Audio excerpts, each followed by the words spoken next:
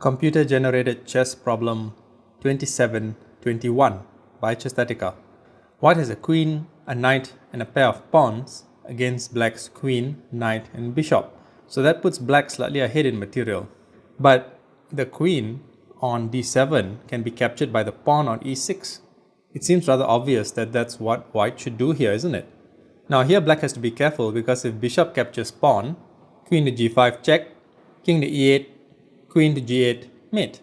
The bishop blocks the king's flight square and the remaining pawn on d6 guards the e7 flight square.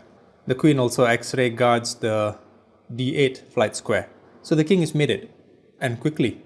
But if king captures pawn, knight captures knight, defending the pawn on d6, king captures knight, queen to g7, and this game will soon be over. It'll take a few moves, but white is winning, has basically won in this position.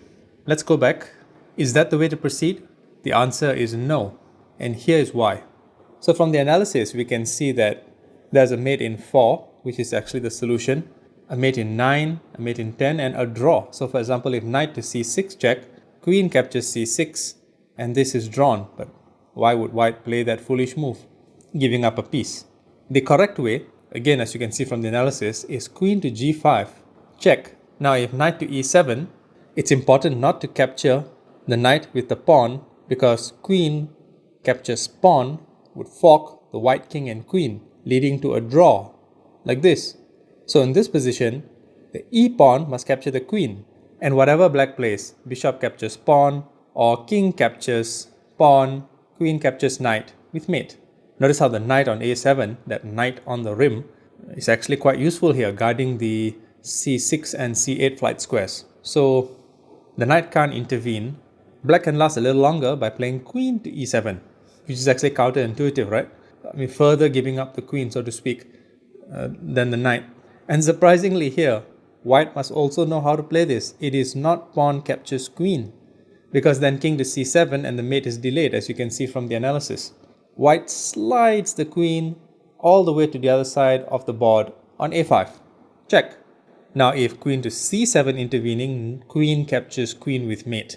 So now the knight intervenes.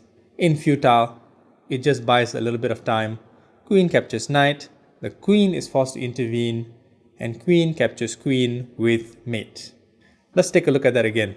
Now it's very tempting in a position like this to go for the material, but that would be an inefficient way to proceed. And if you were losing on time in a real game, it might even cost you the game. So you must be able to study the position, okay, and take advantage of the dynamics.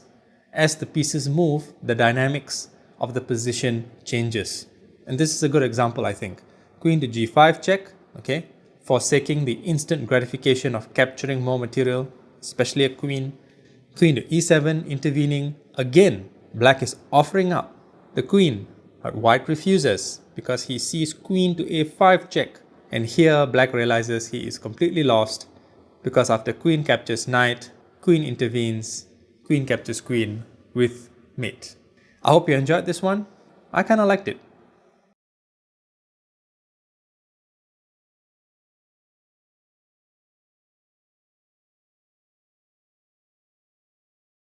Chesthetica's Book of Chess Constructs, Volumes 1 through 5. Available on Amazon.